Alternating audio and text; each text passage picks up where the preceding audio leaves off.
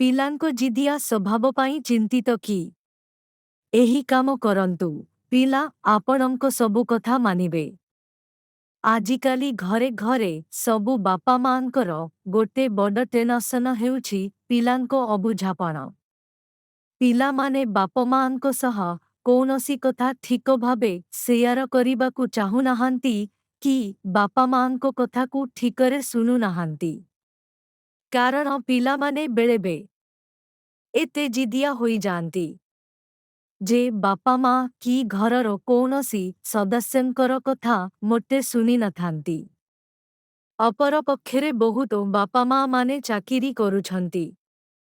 ତେଣୁ ଘର କାମ ଓ ବାହାର କାମ ମଧ୍ୟରେ ସେମାନେ ପିଲାଙ୍କୁ ଠିକ ସେ ସମୟ ବି ଦେଇପାରୁନାହାନ୍ତି। ସେଥିପାଇଁ ସେମାନେ ସବୁବେଳେ ମୋବାଇଲ, ଟିଭି, ଭିଡିଓ ଗେମରେ ବ୍ୟସ୍ତ ରହୁଛନ୍ତି। ଯାହାଫଳରେ ପିଲାମାନେ ଅଧିକ ଜିଦିଆ ସ୍ୱଭାବର ହୋଇଯିବା ସଙ୍ଗେ ସଙ୍ଗେ ପାଠପଢ଼ା ପ୍ରତି ମଧ୍ୟ ଜମାରୁ ଧ୍ୟାନ ଦିଅନ୍ତି ନାହିଁ।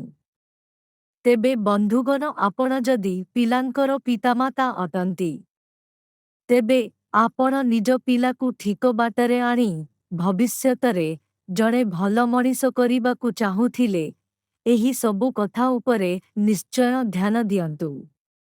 ତେବେ ଆପଣଙ୍କ ବ୍ୟସ୍ତତା ଭରା ଜୀବନରେ ମଧ୍ୟ ଆପଣ ଏହି ଦୂରତାକୁ କମାଇ ପାରିବେ।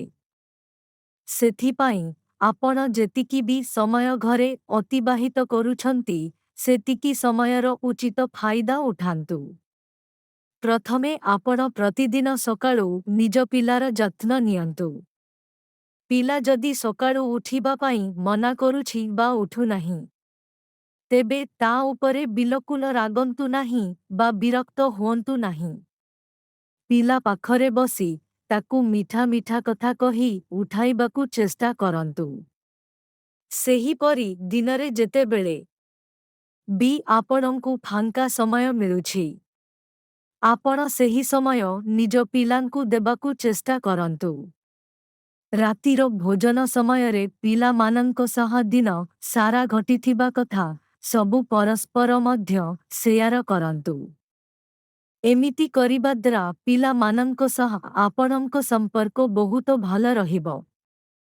ରାତିରେ ଶୋଇବା ସମୟରେ ପିଲା ସହ କଥା ହୋଇବା ସହ ତାକୁ କିଛି ସକାରାତ୍ମକ ଜ୍ଞାନ ଦିଅନ୍ତୁ। ଏଥିପାଇଁ ଆପଣ କିଛି କାହାଣୀର ମଧ୍ୟ ପିଲାଙ୍କୁ କହି ଶୁଣାଇ ପାରିବେ। ଦେଖିବେ, ଆପଣ ଆପଣଙ୍କ ପିଲା ସହ ଯେତେ ମିଳିମିଶି ରହିବେ ପିଲା ସେତେ ଆପଣଙ୍କ କଥା ମାନିବେ। ଏଥିସହ ପିଲା ନିଜର ସବୁ କିଛି ମନର କଥା ଆପଣଙ୍କ ସହ ସେୟାର କରିବାକୁ ମନରେ କୁଣ୍ଠାବୋଧ କରିବ ନାହିଁ।